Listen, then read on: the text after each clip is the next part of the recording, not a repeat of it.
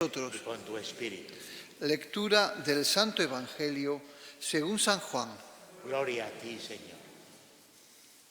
Se acercaba la Pascua de los judíos y Jesús subió a Jerusalén y encontró en el templo a los vendedores de bueyes, ovejas y palomas y a los cambistas sentados, y haciendo un azote de cordeles los echó a todos del templo, ovejas y bueyes, y a los cambistas les esparció las monedas y les volcó las mesas, y a los que vendían palomas les dijo: «Quitad esto de aquí, no convirtáis en un mercado la casa de mi Padre».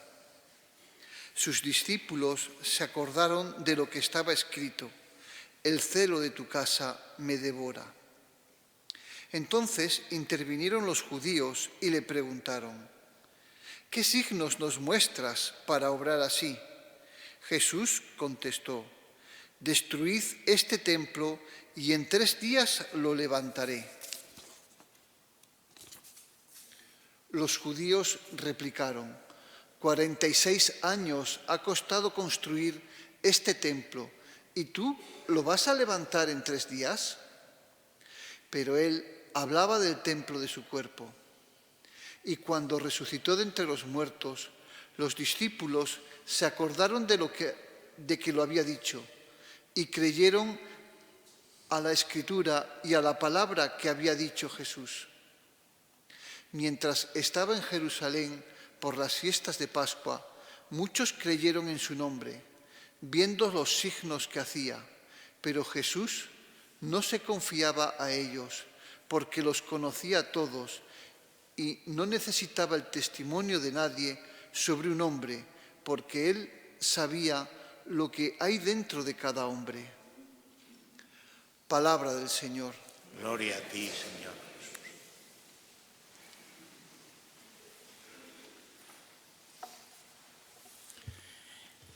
Este pasaje del Evangelio posiblemente es el que más dudas e incertidumbres nos puede causar. ¿Es posible que el Señor cogiera tal enfado que acabara tirándole las mesas a todos aquellos comerciantes que estaban en el templo y que cogiera un látigo y expulsara a todos del templo? ¿Es posible? Jesús tuvo un momento casi de ira, de cólera. Pues mirad, este texto, que hoy es de San Juan, el que leemos, el que hemos proclamado, se encuentra en los 4 evangelios. Y los expertos en escritura dicen que cuando un pasaje se encuentra en los 4 evangelistas, lo cuentan los 4 evangelistas, Mateo, Marcos, Lucas y Juan, tiene todas las garantías de ser histórico. Luego, este enfado que tuvo Jesús fue verdad. Y mirad, para mí me confirma que Jesús fue verdadero hombre, porque a todos hay cosas que nos sacan de nuestras casillas. Y Jesús, entrar en el templo y verlo convertido en un supermercado, le sacó de quicio y naturalmente reaccionó. La única particularidad está aquí en Juan. Juan dice que cogió hasta un látigo con cordeles. Los demás evangelistas lo del látigo no lo dicen. Lo que tiró las mesas por el suelo y echó a los bueyes, carneros, palomas. Sabéis que el templo de Jerusalén era enorme y tenía patios, y los judíos tenían como obligación subir a Jerusalén, ir a Jerusalén al templo una vez al año y ofrecer sacrificios. Y cada uno según su estatus, los más ricos, pues un buey, los segundos, pues un carnero, una oveja, y los más pobres, pues tórtolas o palomas, ¿no? Y además tenían que pagar el impuesto al templo. Y no lo podían hacer con la moneda romana, que era un país dominado por los romanos, y la moneda corriente era la moneda romana. Y esa no valía porque traía el efigie de Tiberio.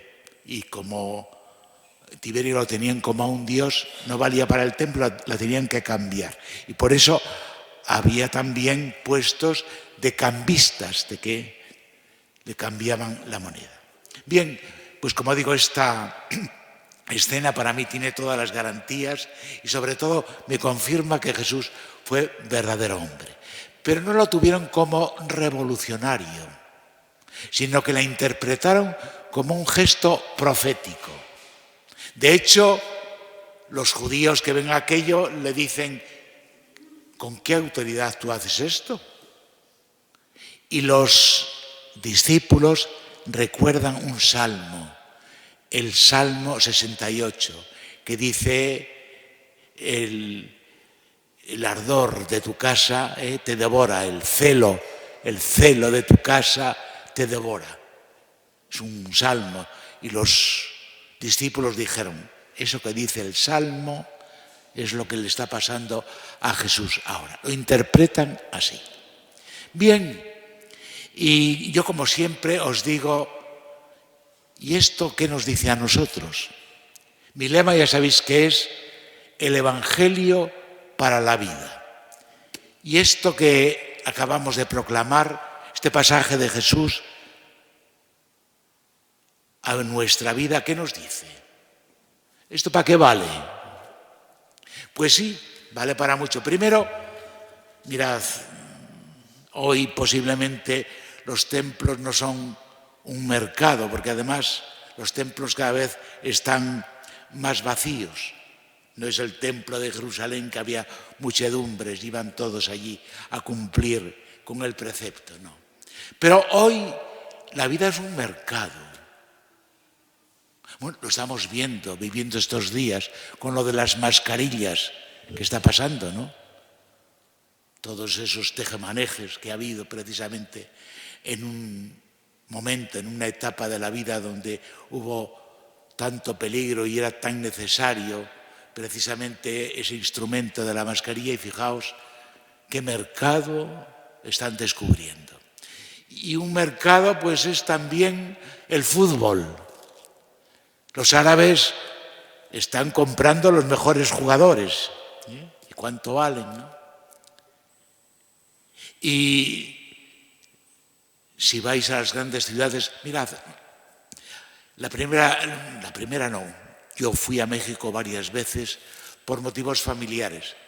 Y en uno de los viajes mi hermana un domingo dijo, después de ir a misa, nos dijo: vamos a pasar el día afuera. Y fuimos a un supermercado, una gran superficie, porque allí había de todo. Había juegos para los niños, había cine, había restaurantes y había para comprar camisas y chaquetas y zapatos. Y yo me di cuenta que aquellos eran los grandes templos de los nuevos tiempos.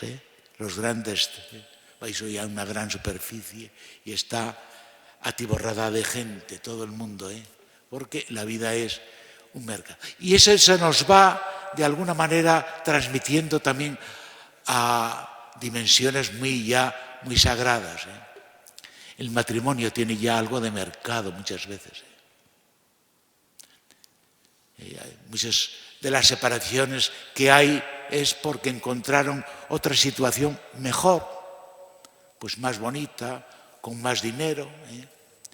Y a mí hay una frase que a veces me duele también cuando estoy preparando a los novios y te dicen: tener un hijo es muy caro. Los hijos hoy son muy caros. Como veis, esta mentalidad del mercado se va transmitiendo a todo. Y posiblemente con Dios también a veces mercadeamos también, con Dios.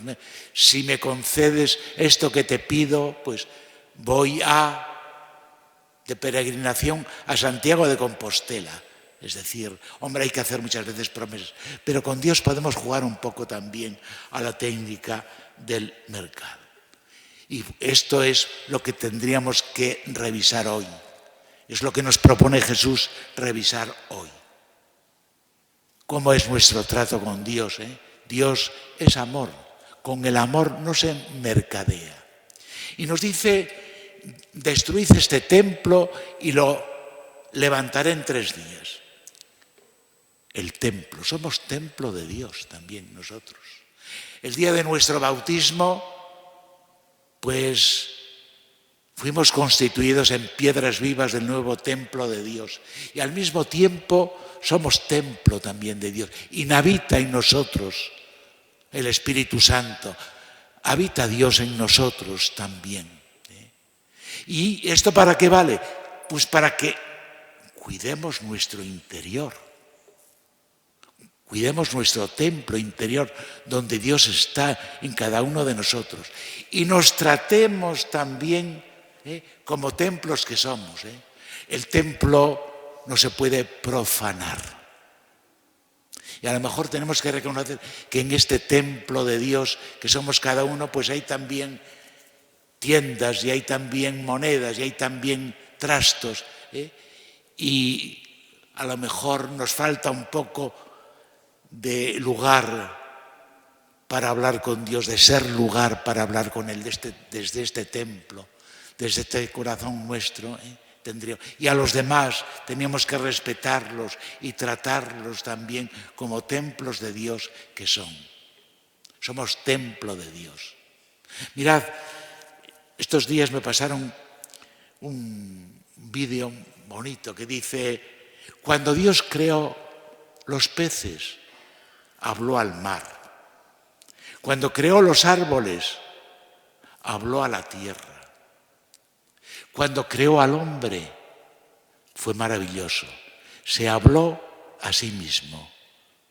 Hagamos al hombre a imagen y semejanza nuestra. El pez sin el mar se muere. El árbol sin la tierra se muere. El hombre sin Dios se muere. El mar sigue siendo mar con los peces, pero el pez sin el mar no es nada. La tierra sigue siendo tierra con los árboles. Los árboles sin la tierra se mueren. Dios sin el hombre sigue siendo mar. El hombre sin Dios, ¿qué es? Por eso acaba diciendo, busca en tu interior a Dios y ora en tu corazón todos los días.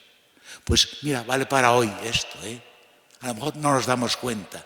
Además, el templo, la carcasa del templo, desaparece, se la lleva a la tierra. El templo es el que resucita. Esto que constituye nuestra propia personalidad es lo que dice Jesús que levantará en 3 días.